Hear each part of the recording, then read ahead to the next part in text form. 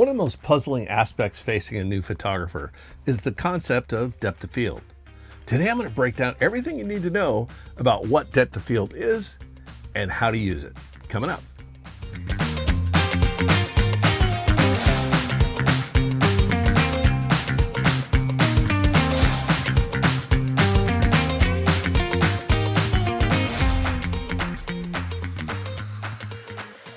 Hi, I'm Terry Vanderheiden, professional photographer.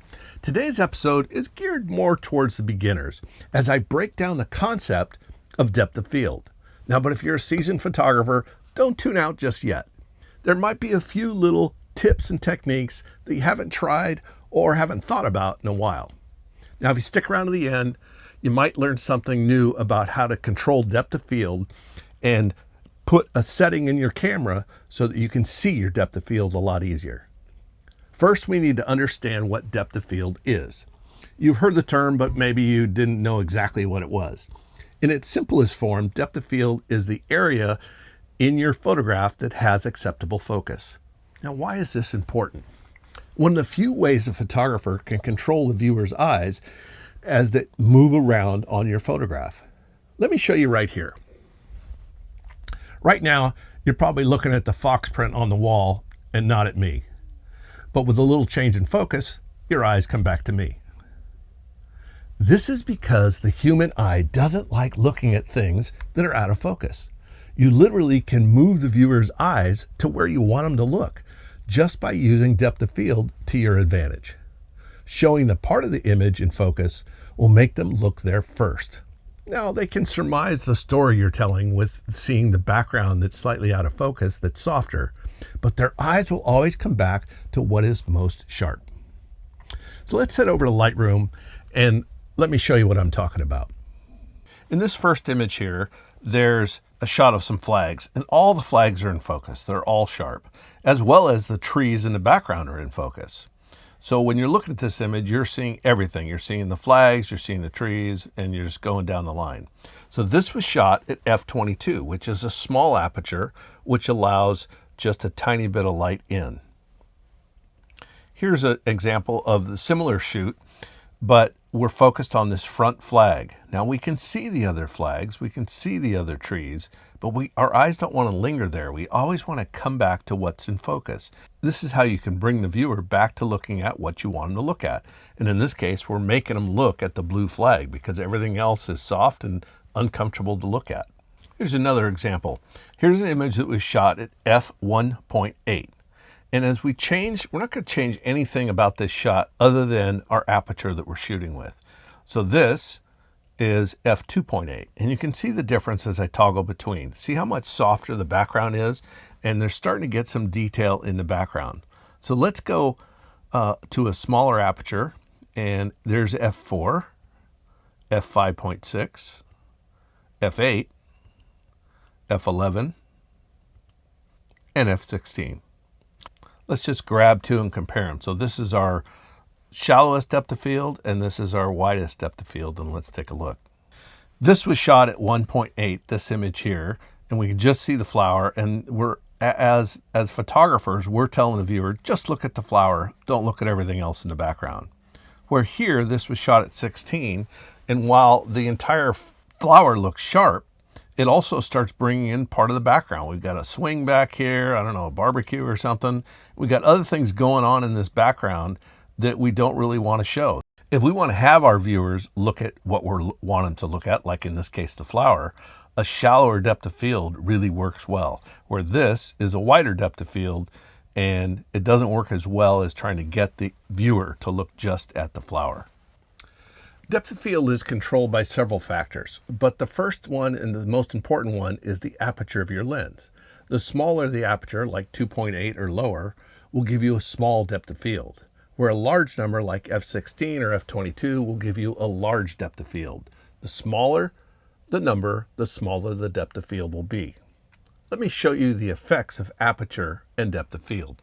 So as we look at this image here, we can see that we're working with a very shallow depth of field. We're at 1.4 on our lens, and then our yardstick here, we can see that just barely the quarter is in focus on this yardstick, but the front of the yardstick as well as the back of the yardstick is out of focus because we're shooting at such a shallow depth of field. Now, as we move on, go up to f2, then we can see how that area kind of expands a little bit, gives us a little more depth of field. So a little bit of image in front of the quarter and a tiny bit behind it. As we keep looking at this, here's f4, and you can see what's happening with the lens. The lens is creating a smaller hole for light to pass through, but that allows us more depth of field as we shoot. As we go up to f8, we can see it gets wider and wider. And now we're starting to really see almost a lot more of the yardstick. And as we go along, you can start seeing how that area starts to grow. That depth of field area is larger and larger. f16, it gets super large. f22, you can see almost the entire yardstick as well as the quarter. So with this kind of a shot, you're showing the viewer everything. Where if you come back to this, you're kind of making them look at just the quarter. So depending on how you want to show your image, the depth of field will work in your favor. You can decide what you want the viewer to look at. Maybe it's going to be something that's defined, or maybe it's the whole shot. The next thing to consider is the lens that you're using. The longer the lens, the shallower the depth of field will be. The wider the lens, the wider the depth of field can be. If you want to learn more about depth of field and other aspects of photography that lead to sharp images, check out my ebook, Razor Sharp Nature Photography. I do a deep dive into depth of field, as well as many other techniques to get the sharpest images possible. Razor Sharp has been sold on every continent in the world and is only sold exclusively on my website under the digital products link. I'll leave a description in the description below, and you can go check it out if you like. Remember to like this video if you don't mind. It helps others find my videos easier. And also subscribe to the channel if you aren't already subscribed. Now, if you'd like to be on my mailing list, head over to my website, imagelight.com, do the pull down menu and hit subscribe. And you fill out a form, and I'll notify you the next time I have new content for you. I always read and respond to all the comments, so feel free to leave a question, suggestion, or feedback in the comments section. And remember that your comments often inspire new videos, so keep those ideas coming. The next option for controlling depth of field is controlling where your focus point is at. When you move the focus point around, you also will be moving the depth of field with it. Let me show you what I mean. Let's say you're taking a photograph of a cow out in the field. If we look here, we've got our camera, and let's say we'll pretend we have a rock in the foreground, we have our subject, which is the cow, and then we have a tree in the background. And when we're shooting this, let's say we're going to shoot this at f16. If we shoot at f16 and our focus point is on the cow, then what we've got is this whole area from the foreground to the background that's all in focus. So the foreground will be sharp, the subject obviously will be sharp, as well as the background. Now, if we look at this closer here, we can see that if we shoot this at f2.8, then the focus point is much more narrow. It's just the subject. So the foreground is soft and the background is soft, but the subject is sharp because we're shooting at a shallow depth of field. Now, f8, what happens is we start stopping down the lens is the term that we use, and that will then allow us to see the subject plus a little bit of the background and maybe just starting to get towards the foreground.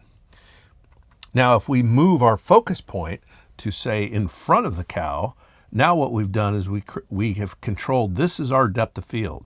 So we're going to move the entire set of depth of field by changing our initial focus point. Remember, this focus point was right on the subject, and that's logical, right?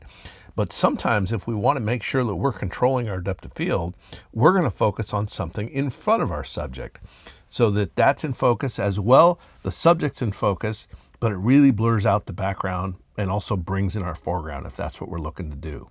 So understanding where you can focus will allow you the opportunity to create depth of field in the areas that you want to show people what it is you want them to look at. So again, if we don't want the foreground in focus, we want the subject and the tree, well, we move our focus kind of behind the subject. And now our subject's still in focus because of our depth of field, as well as the trees in the background. So having that ability to move our focus around will give us our depth of field area that's in focus, and we can decide what we want to show the viewer. Figuring out what our depth of field is in a given situation is the trick. And now our new digital cameras have a tool that's perfect for figuring it out. Let me show you how depth of field can be determined while you're looking through the camera. Most all of our modern cameras have a feature called focus peaking, and I encourage you to turn it on and use it. I'm going to show you how it works. In this example, we have focus peaking on, and that's the red graphic lines you see around all those flags. That tells us that all those flags are in focus. Now, since I shoot Nikon, let me show you how I set that up on the Z9. You go to the menu, go to the custom settings menu, which is that little pencil icon. Go to the focus, and then click and scroll down until you see focus peaking. Click on that, go to the right, and it'll bring us to its own dialog box. This is where you can turn focus peaking on or off. I turn it off and on so often that I have placed this in my menu so I can have quick access to it. The next feature you can set is sensitivity. You have three choices. The higher number is more graphic lines, while the lower number is for more precise focusing. My suggestion is to leave it on 2 for most of your work, but if you're going to do something that requires more precision, then move it to 1. For this example on YouTube, I've set it on 3 to make it a little bit easier to see. The next feature to change is the color of the graphic lines. Right now the color's red, but let's say you're shooting something that's warm colored. You may want to switch your peaking color over to blue so it's easier to see. For this example, we're going to just put it back on red and use it that way. Now we have this all set up, let's put it into use. I'm using a 200mm lens set at f2.8, and I'm focused on the front flag. We can see that the red lines are showing sharp around the flag, and indeed the blue flag is sharp. Let's move our focus over to the yellow flag and focus on that. And we can see what it looks like with peaking back on. And yes, the red lines around the yellow flag are there, but not around the blue flag. As we move the focus down the line, you can see that we can get other flags in focus and the background and trees to light up red, indicating that whole area is in focus. This tells us graphically what's in focus, what's included in our depth of field. Now back to the front flag again. Now I'm going to use manual focus and focus on an area in between the blue and the yellow flag until I can get both flags to light up with those red peaking lines. Now I know with this setup, I have both those flags in focus, and that might be really hard to tell if you were just looking through the viewfinder. Now, if I want more depth of field, I'll move my aperture to f8, and I can see that all the flags are showing peaking, with just a touch of color in the trees in the background. To take it a step further, I move my aperture to f16, and now I can see that not only are all the flags in focus, but the trees in the background are in focus as well.